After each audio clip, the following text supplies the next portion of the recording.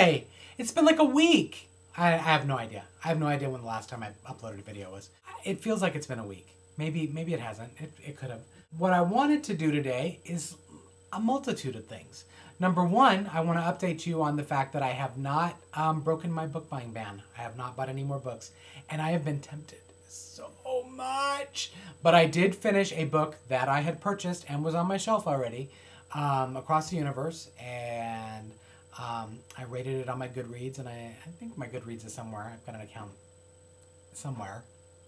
It's either, I don't know where it is. Maybe I don't have one.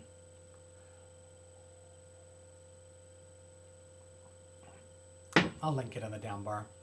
I wanted to say that I'm kind of sticking to that, but I'm making some changes like you always do.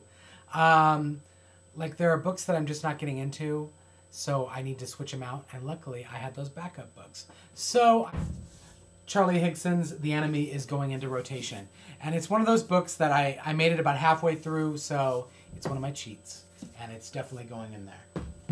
Anyway, just because I haven't gone to a bookstore, and believe me, I have not gone, because if I go, it's, you know, it's over. I'm gonna break. I'll break. Like a twig, I will break. I have been to the library, because I've been doing a lot of writing at the library recently. I don't know why. It's not any quieter than my house. Actually, it's much louder. Just because I haven't been able to do a bookstore haul doesn't mean I can't do one from the library. Now, I saw Richard Denny on his channel ask about what happens when you do all these book hauls and you don't necessarily read a book, or you don't like a book or whatever. And I have to say that sometimes the book hauls that I do are not necessarily books that I'm going to read. When I do library hauls, there's a lot of reasons for it. One, it could be research. It could be just sort of keeping up with trends in YA by reading like the first paragraph, first chapter, whatever, getting a look at styles, seeing if styles are changing. And then another reason is I don't know what I'm going to want to read in the future. And so if I can check them out from the library and give it a little read in the first part, it'll be like I'm just at the bookstore reading a book and deciding whether or not I want to buy it. So I can take it back to the library and order it online for cheaper than at the bookstore, which is sad because I like going to bookstores. I do pay full price occasionally, paid full price-ish for Beauty Queens. And, but anyway, and other things I do is just like for show and tell. And it's not that book hauls are all show and tell, because I realize that most book bloggers and book vloggers are doing it, and booktubers are doing book hauls to show what they're about to read and review. Now, that's not the case for me. I will get a book like John Stevenson's The Emerald Atlas, and I'll check that out from the library just to kind of have it here to talk about. And one of the reasons I want to talk about it is I have not seen people doing videos about it, which kind of surprises me because this has gotten a huge push from its publisher, which is, I have no idea what the publisher is. Embarrassment. It's my publisher. It's Random House Children's Books. But this has gotten a huge push from the publisher. They've been talking about how it's the next Harry Potter. I've seen that a lot, that it's like, this is a book that people are going to jump onto, and it's going to ride all the way to Hollywood. It's going to be huge. And not a single booktuber has been talking about it.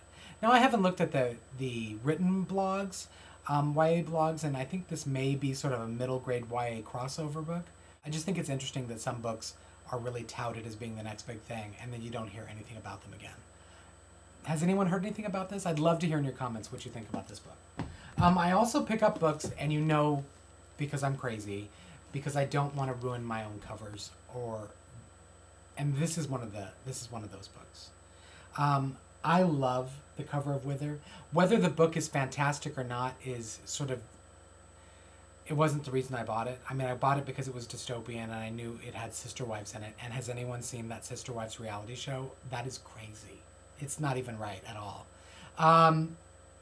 So anyway, so I bought that so that I wouldn't ruin the book. I mean, I bought it. I got it from the library. It's another reason I go to the library.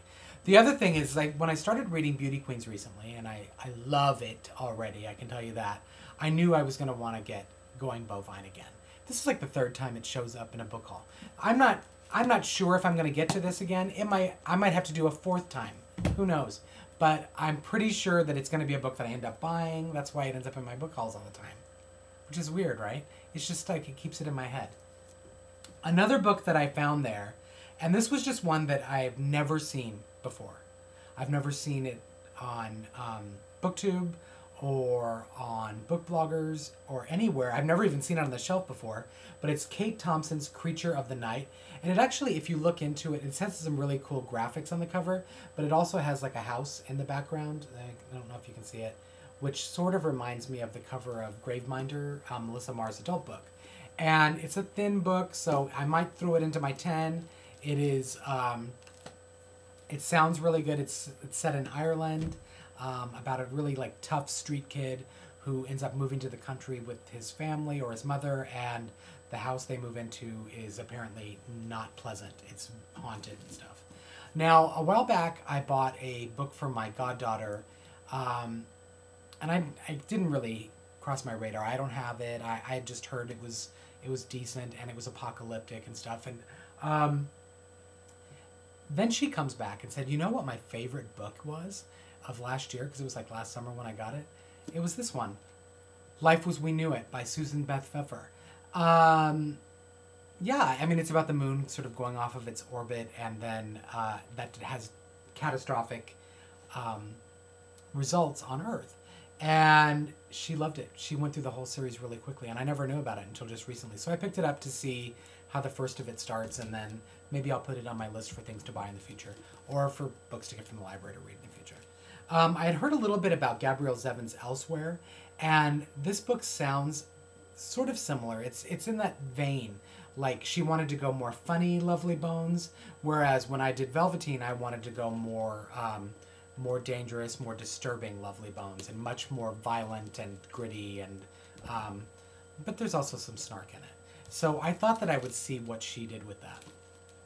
So that was my library haul. That's kind of what I did. That's all I did. I like I said, I'm reading Beauty Queens right now by Libba Bray, and I'm loving it. I tore into Mike Mullen's Ashfall, which is a disaster YA novel. I guess it's apocalyptic.